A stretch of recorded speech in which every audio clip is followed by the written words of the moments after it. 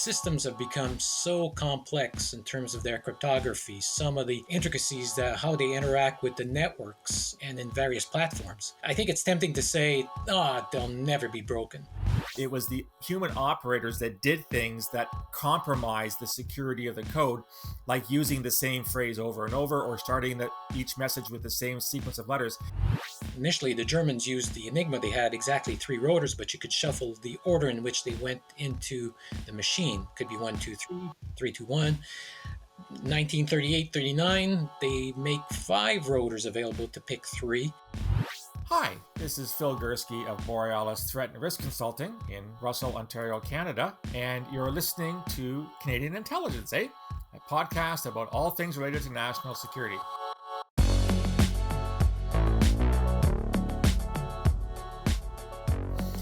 You've heard me talk in the past about the fact that I worked in intelligence for more than 3 decades, 32 years, and the first half of my career was spent with an organization called Communications Security Establishment, or CSE, which is Canada's Signals Intelligence Organization. Most of that time, I worked as a multilingual analyst. I was capable of understanding and reading a whole bunch of languages, and therefore I could look at raw intelligence and take the raw intercept and take the intelligence out of it. However, for about a year's time in the late 80s, early 90s, I worked as I helped work in CSE's cryptography department. Now, this is the area that's all about making and breaking codes. As you can imagine, there's a lot of things I can't talk about when it comes to what we did and didn't do, but I have the absolute pleasure today of welcoming to the podcast a friend of mine with whom I worked at CSE for a very long time, who knows a lot more about cryptography than I do, and he's got the coolest website I've ever seen when it comes to cryptography in Canada, and we're going to talk about all things cryptography. So, Richard Brisson, thanks very much for joining me on the podcast. Pleasure to be with you, Phil. Let's start with the most difficult question. So you're a mathematician by training, and you grew up in Eastern Ontario. In fact, you grew up a few kilometers down the road from where I'm living now in Russell, Ontario. You joined CSE, and you worked as a cryptographer. I know there's an awful lot you can't talk about, but can you give my listeners a bit of an idea what it's like working in cryptography for a Canadian intelligence organization? Right. The bigger field, being cryptology, encompasses both cryptography and code breaking, cryptanalysis. So when I started on the side of making codes, making sure that whatever codes in the area I was working with, to make sure whatever Canada was using in terms of cryptanalytic or cryptographic tools was appropriate and was secure enough for them to use. So be it for Canadian government departments, be it for its military, police, law enforcement, like that, we would assess, evaluate, and if there were any flaws, hopefully we would find them. So that's the cryptographic side. Now, right. Later, it was cryptanalytic. It was how do we break codes? How do we try and get into different systems that are of interest to the Canadian government? Later, it was also to include support to lawful access. So that's a field that is most interesting. Some of us preferred to do the breaking rather than the making. Maybe fewer enjoyed the making rather than the breaking. It's an awful lot has changed since my very, very brief foray into the area of code breaking. It's 30 years ago now. I've often heard it said that the glory days of code breaking, the kinds of things you often see in Hollywood, are, if not behind us, are extremely challenged, given the fact that, given computer power today, given the algorithms that are used, that codes are all but unbreakable. Is that a fair assessment to make in 2021? I tend to agree with you. It's tempting to think like that, but this week it just so happened I watched an episode of Elizabeth Friedman, the Codebreaker. It was on PBS. And during her time, newer systems were being brought in. They thought, oh, these newer machine systems will never be broken. It's hopeless. And well, anyway, between then and now, some have been exploitable. Some systems, perhaps many systems, remain extremely difficult, if not totally unexploitable. Hopefully, Canada's and the Five Eyes in this case. So I think if we extrapolate that, we sort of intuitively, based on our experience, because systems have become so complex in terms of their cryptography, some of the intricacies that how they interact with the networks and in various platforms.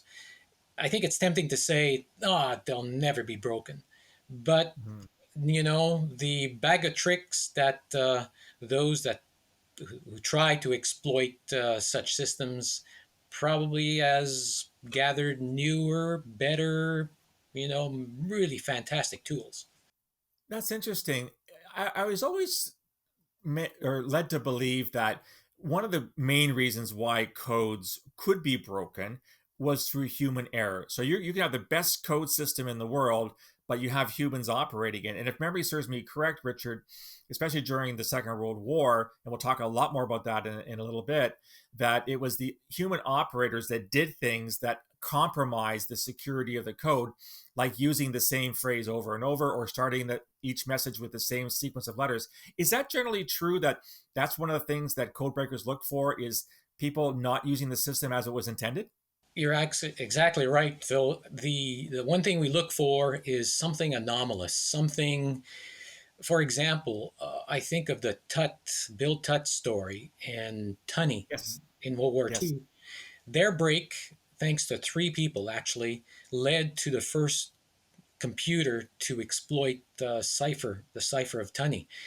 Uh, so in this case, it was repeating the encryption of a message, but not quite the same message. They added a couple of characters at the beginning, so but you're reusing the same key, and reusing the same key is usually not a very good thing if you're a cryptographer.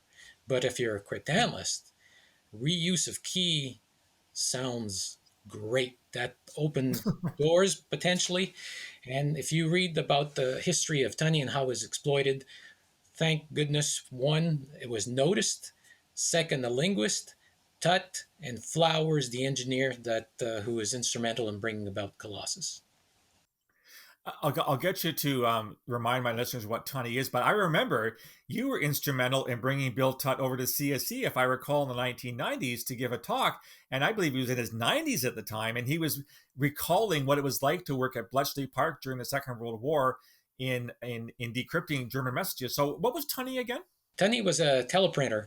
It had, there were basically 8 to 10 rotors or wheels. These wheels had a certain number of contacts on one side, certain same number on the other side, and it permuted the electrical signal as it went through. So the more you had, the more complicated, the more varied were the encryption choices. So he got into this system. There were two teleprinter systems that the Germans were using. This was for the high level command. One was called Tunny. These were monstrous machines. And the second one, as monstrous, was the Sturgeon machine. That one was broken early on the war by Arnie Berling in Scandinavia, and but never got exploited afterwards. But Tunny eventually was, and provided great intelligence for the British. I'm glad we've brought up this notion of the German machines, because I'm going to share a link to your website, which is really cool, by the way.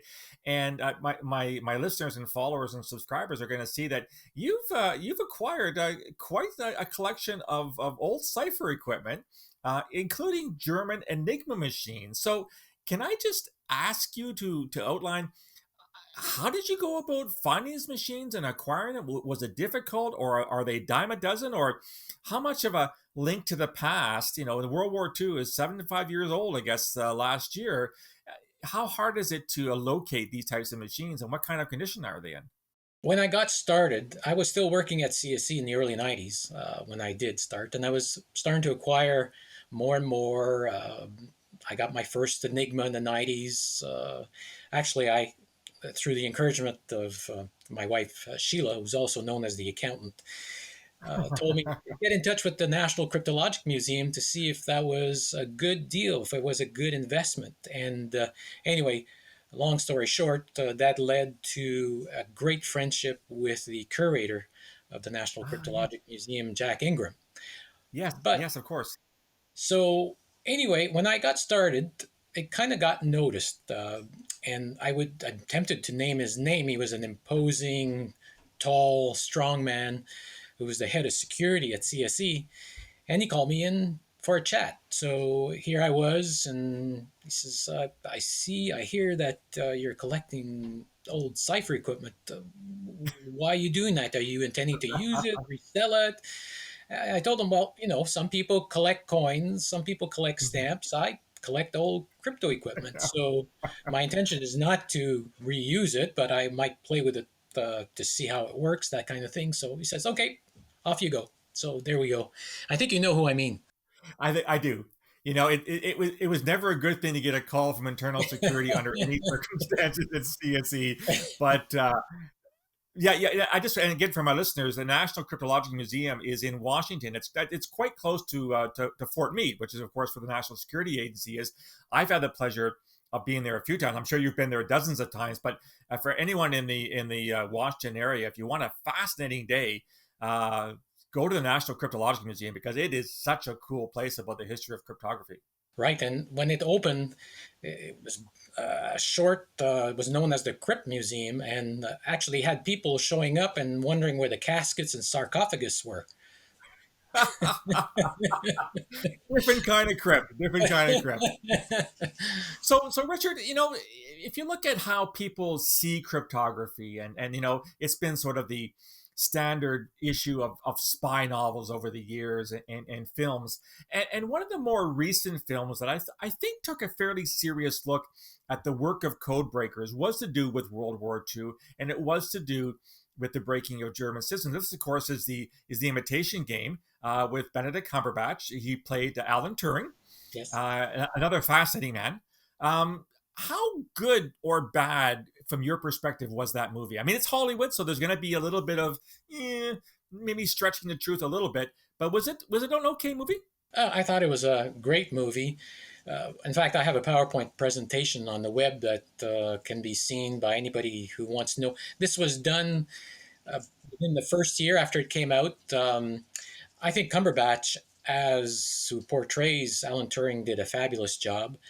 The unfortunate thing with the movie is that, for example, Deniston, Alistair Deniston, gets portrayed as a bad guy, and in the movie seems clueless as to how code breaking is meant to be done, and is quite the opposite. There are key people missing, like Welshman, for example, is another one. Yeah. Daily Knox is another one. So, but you've got to go with. It's based on the book by Andrew Hodges, Alan Turing, The Enigma, and so they go with the book. So to some extent, the book may not have it all accurate. But in the end, Phil, as you well put it, is it's a Hollywood type movie. It's meant to draw in people to entertain them, and the key word there is entertain. So you're not going to be doing a documentary, because I think most people today probably would not be entertained. Well, exactly. But wasn't there? I mean, someone pointed out to me that there was one of the critical errors in the movie was that the actual machine that was being portrayed as having been compromised and exploited by the Allies was actually a different machine. Is that true? Yeah, there's some confusion there in terms of at one point they show a four rotor machine. Well, actually, that is supposed to come in the future, which is really regrettable. The fact that Turing, when he first gets his answer off the bomb, that breaks Right. the dingbat that gets those initial parameters, but only some of them, he jumps up and goes to an Enigma and starts decrypting. Well, that not happened exactly like that. There was much more work to be done.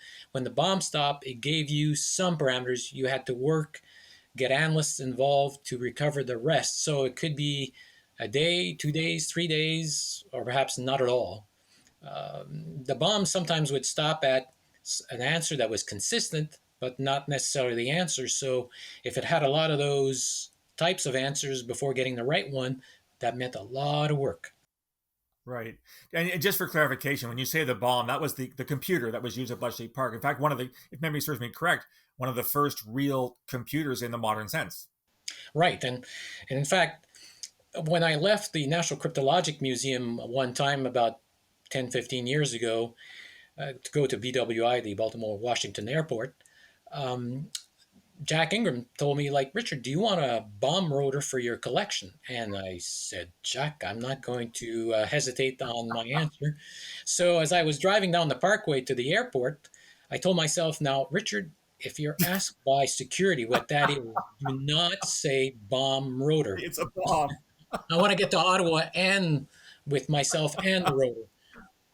That's right. Things not to say at security. Excuse me, sir. I see this thing in the X-ray. What is it? Oh, it's just part of a bomb. Oh, Yeah. ways to ensure you'll never get on the plane ever again. Yeah. You raised an interesting point when we were talking about the exploitation and the success against the German cipher systems in the Second World War. And you talked about the Scandinavians being one of the early successes. I also have learned that a lot of Polish mathematicians were involved. Of course, these were Poles who fled the invasion of Poland by the Nazis in 1939. Just how multinational was the effort at Bletchley Park during the Second World War, when the Allies got together to try and figure out what the Nazis were saying, to break their systems, to give us the advantage in terms of bringing the war forward? I'm so delighted that you brought up the mention of the Polish mathematicians. They were the first ones way back in 1933. They started breaking Enigma messages, and they did not share that facility, that feature with anybody. Once they had that going, they wanted to keep it to themselves. And in fact, when they finally shared that at the brink of being invaded in 1939, the British and the French, when they met with them in Poland, they were just like jaws dropped, like, what? Dilly Knox, for example, if you read some of the books, was just like beside himself, could not believe it. They thought, they're making this up. So anyway, the Poles had recovered rotors 1, 2, 3, and 4 and 5. There was an evolution through time in the 30s where when initially the Germans used the Enigma, they had exactly 3 rotors, but you could shuffle the order in which they went into the machine. Could be 1, 2, 3, Right. 3, 2, 1. 1938, 39, they make 5 rotors available to pick 3. But the German Navy was always wanted to be different than anybody else, so they decide they're going to have 3 extra rotors, so for a total of 8 to put in that set of 3 positions. Right. So Right. yeah, the Poles, when they gave that to the Brits and the French, it was a great starting point. In fact, when they went to 5 rotors, it was becoming too hard for them. They had developed a lot of sophisticated techniques for just 3 rotors to work on the 6 permutations. But when they went up to 5, that meant up to 60 permutations. So that was Right. beyond their scope. So the Brits took that to advantage. But then Turing came to play, and he wanted to develop an attack different from what the Poles had accomplished, and he wanted to work with what's something called a crib. Crib essentially Yeah. is a small stretch for Yeah. Enigma. It was basically 10, 12, maybe 13, 14 characters long, and you had to place that at the right place underneath the cipher, match the cipher with what you suspect is the plaintext. And the bomb, the Enigma bomb, would operate with that guess. Oh, okay. Boy, you're bringing back memories with all this terminology of my time in that part of CSE. So, any insight, Richard, as to how the polls were as successful as they were, given that they didn't have, I'm guessing, the types of equipment that were later found at Bletchley Park? Were they just that brilliant, or did they have a source, or like how was it they were able to achieve what they could? The one thing you just mentioned that they definitely had, and which was absolutely key, the 3 mathematicians who they employed, especially Oh goodness. There was Zagalski, Ryuski, and oh my God, I can't. He's the more important one of the three. Oh, anyway, it'll come to me. Those three developed techniques to recover the rotors. Now, the second thing you said was having access to sources is actually true, and that came thanks to the French, Gustave Bertrand, who was working for the French sort of clandestine interfacing with the cryptographic elements. He had access to a German who worked very closely with top level Enigma codes. His name was Hans Tilo Schmidt. His code name was Haché. And he delivered sort of key sheets, Oh, instructions. Now, the key sheets were very important because if you intercepted the messages, you had access to some information about the starting positions. right. The indicators were encrypted and they were twice encrypted, which was really key, but we're going to get into too much detail if I try to describe that. Anyway, so with those key lists, and if you've intercepted all these messages, then now you can start marrying that information together, and that's what allowed Ryuski. There we go. That's the main mathematician, Mhm. absolutely phenomenal individual. Just like Tut, there's some video clips of him, and you can see he's a very shy and humble individual. And the one thing he said later in life, and when I always say this story when I give Enigma talks, I told you about twice encrypted indicator positions. These are the starting Right. positions where the Right. wheels Right. will start. The Germans would have been far better off to just put those starting positions in the clear than to twice encrypt them because the double encryption told you a lot about what the inside of the machine was. Of So, course. uh, anyway, so one of those things that the operator they decided to use as part of their operational encryption techniques, and that was very damaging, at least during the 30s. Wow, these are excellent, excellent stories. The other thing that I'm going to switch gears a little bit here, Richard, is that obviously code breaking has become part of the popular culture, if you will. You see it referred to in movies and such. If memory serves me correct, Dan Aykroyd and Chevy Chase were in Spies Like Us, I think, in the '80s, and Dan Aykroyd claimed he found his code breaking system in a cereal box. I think if that memory serves me correct. A lot of what you have in your website is kind of the popular culture view of spying and of code breaking and stuff. You've got lunch boxes and stuff, and things like probably like Get Smart. Is there any part of the popular culture memorabilia that you have that you would describe as kind of your favorite pieces? I mean, I do have some favorites, and some of the themes you'll find. For example, there's the toys, of course, the decoders you would get on cereal boxes. If you listen to radio shows back in the 20s and 30s and 40s, like Radio Orphan Annie, Captain Midnight. And then Yeah. when TV came around, you had different followings. For example, I have decoders that tie in with the Partridge Family or the The Osmonds. Partridge Family? Yep, you remember those, eh? Remember the family? They had their own secret code. So, Oh, well, I guess if you're a popular singing family, you've got to keep your secrets from someone. right.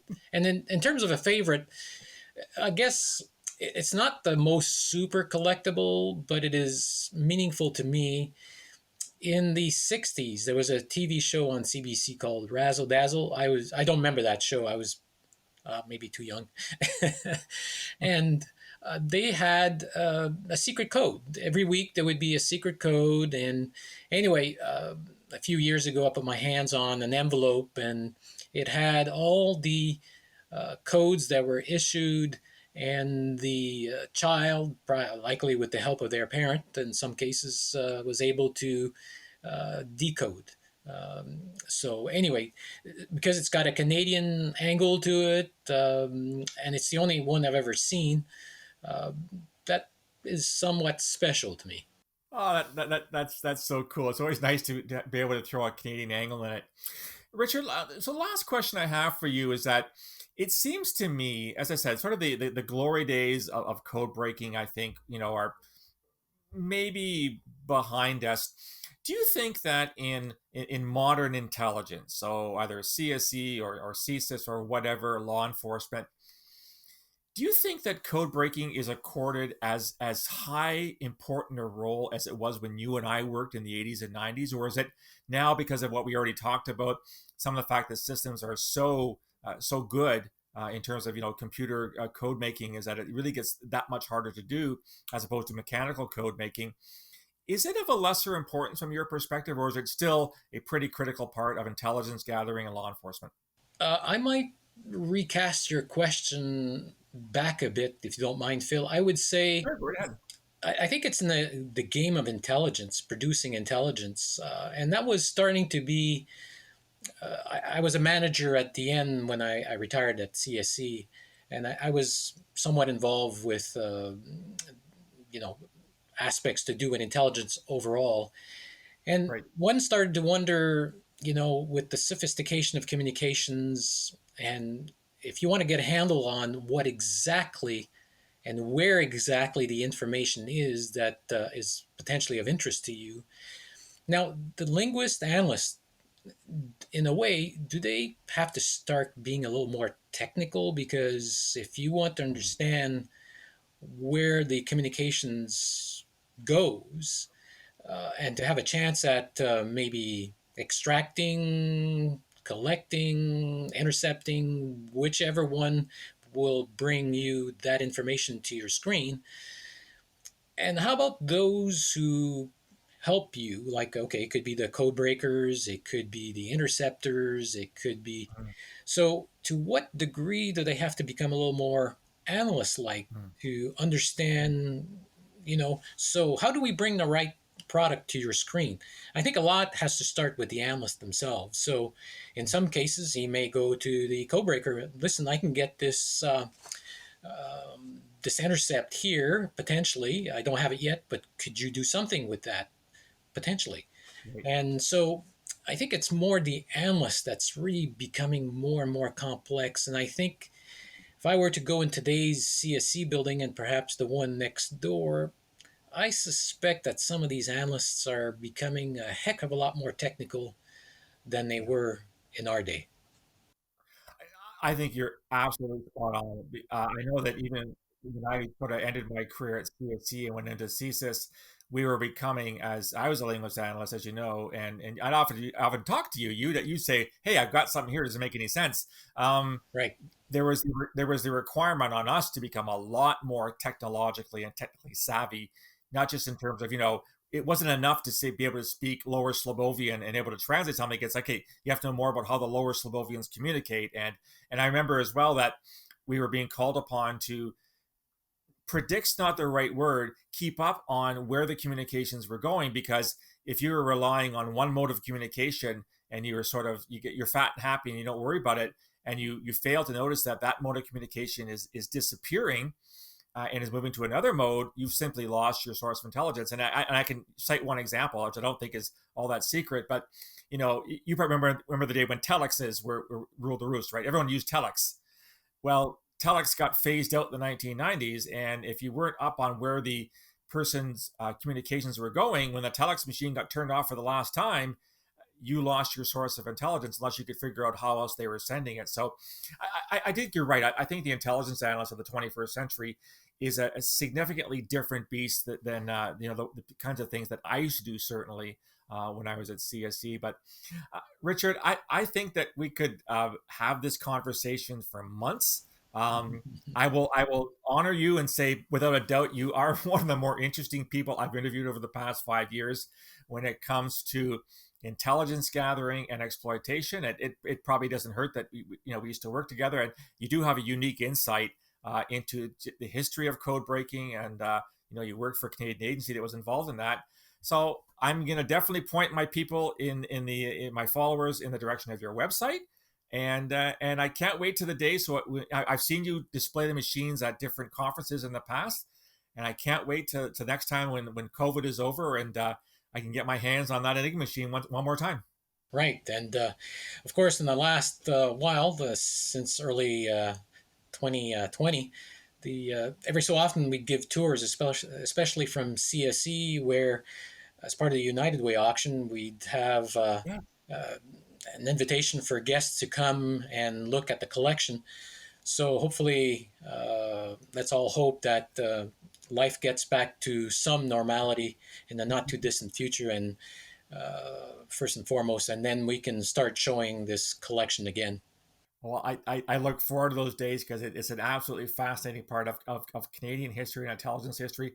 So once again, Richard, thank you so much for taking the time to talk to me today. You're most welcome, Phil. Anytime. So that was my conversation with Richard Brisson, an old codebreaker from a communication security establishment. As I said, I think one of the more unique guests I've had on the program. What do you think of our conversation? Do you have any experience in code breaking yourself? What do you think of the way that Hollywood portrays this kind of activity? Love to hear from you. You can reach me on email, borealisrisk@gmail.com, or on Twitter at borealissaves. You'll also find me on LinkedIn and on Facebook. If you like this content, want to get more of it, I humbly suggest you subscribe.